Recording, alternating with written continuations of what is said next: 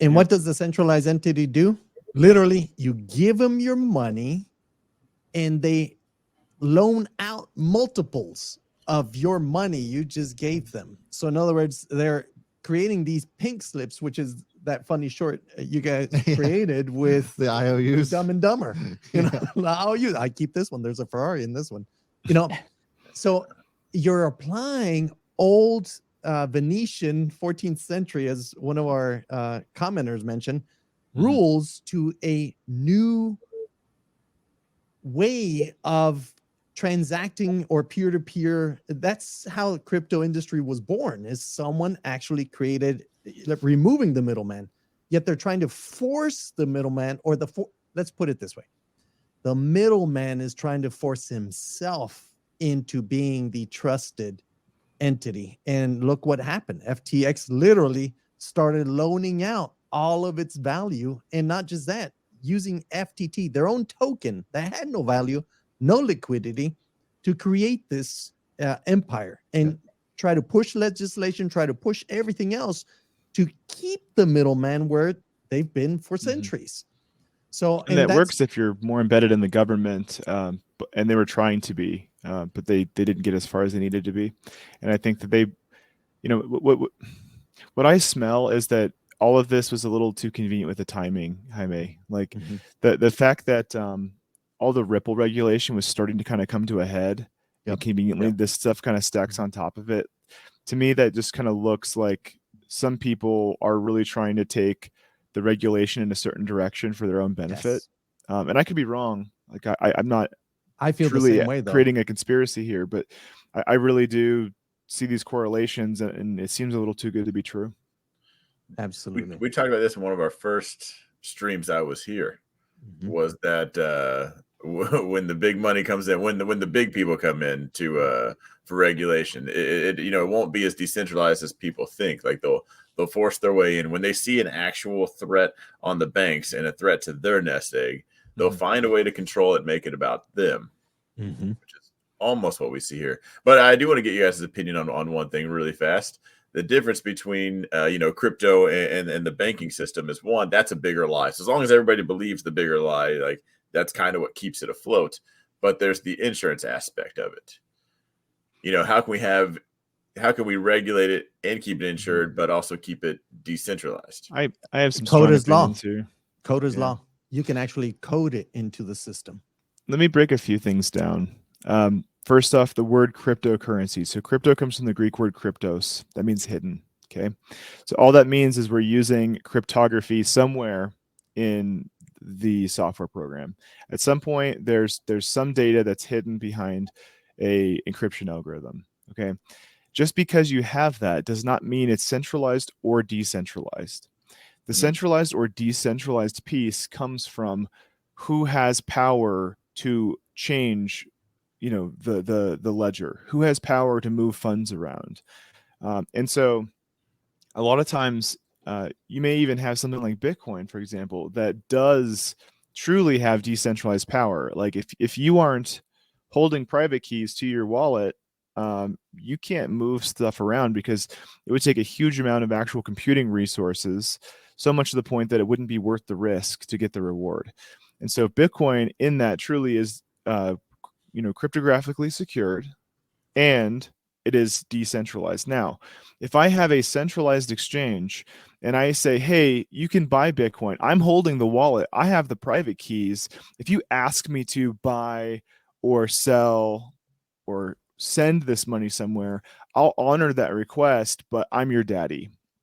I have your private keys, you don't have them. You can interface with my application and I'll do things on your behalf. But as you see there is a centralized power. Like they can remove you from the picture and you have no honored power inside the system. You can't assert your sovereignty and say, no, we're not doing that. We're doing this over here.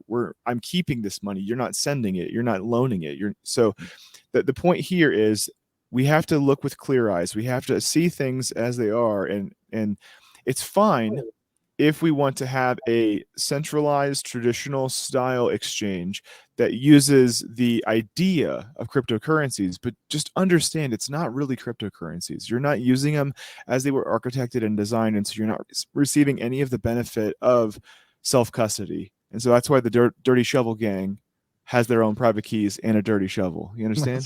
Absolutely.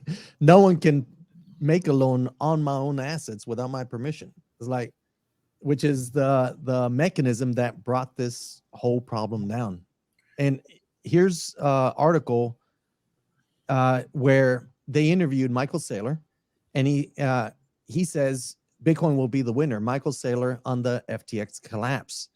And here's the kicker. He explained, and I'll just quote this article. He says he explained that the collapse of the digital asset exchange FTX came as a result of lack of transparency.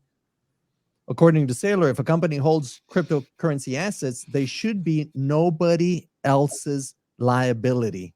You cannot go loaning my money out, that I put in. So I jumped into FTX to trade this asset to that asset. These guys actually use my store of value or what I sent to them to do my transaction for their use and loan out. You need to have full transparency to it, and that's what Bitcoin is. And that's what the FTX token, FTT, was not. And then the American entrepreneur believes the ongoing calamity will speed up the implementation of necessary rules in the crypto sector.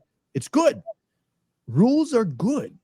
The problem is what rules are going to be in there. So he expects only a handful of digital assets will be able to cover the regulatory requirements, with Bitcoin being one of them. Bitcoin will be the winner because Bitcoin is a digital commodity, and it's the least controversial of everything. Saylor predicted that the crypto industry will soon move to an era where the leading institutions and big players will enter Bitcoin's ecosystem, and as such, boost its development and price. So what does this mean then for regulation? So you're saying like with regulation, like Bitcoin's kind of becomes the precedent? No, it's a different asset within the regulation. So there isn't those restrictions. So it's looked upon as a commodity, and it's the hardest asset on the planet at this very moment. Gold, you can still continue mining it, right? But Bitcoin, you cannot. Yeah, So, contrary to Roger Ver, there's no CEO of Bitcoin. So. Craig Wright. Or Craig Wright and all these other fools. That Craig wrong. We had to define as 40 rules come out because some are going to be a commodity, like you talk about. Some are going to be a currency. And I think that's what confuses a lot of the politicians on that side. Like, do we just chunk it up into its whole group like Forex? That's just all foreign exchange. That's it. Like, so since it's multiple inside one, I think that's where the biggest hangup is. Especially now they got to deal with 40,000. Like, I think that's a little more complicated than people can just come out and say, let's just add rules to it. But I think that's what they're diving into. Like, so like, what was it last year when they first started really splitting it down as far as like, how are we going to tax this thing? It was way back in Ethereum and XRP is when the true conversation started. Ripple nipple.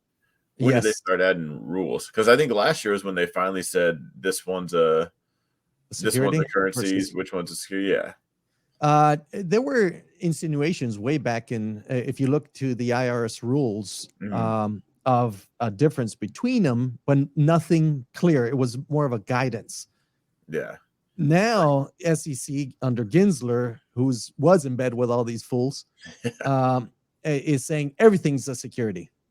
Well, that's not necessarily the case, and that's what Michael Saylor's addressing is going to get ugly for everything not Bitcoin.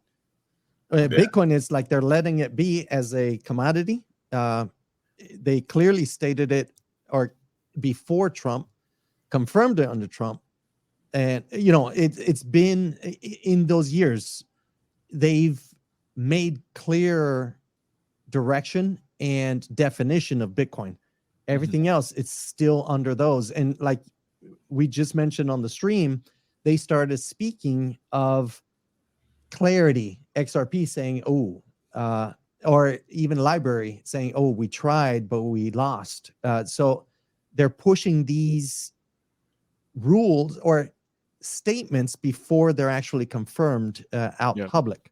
And now they're pushing for that legislation, the very legislation that these guys who got us into this situation, who were duped, the system was duped, the bankers were duped, everybody was duped in this one because there wasn't transparency, there was no clarity.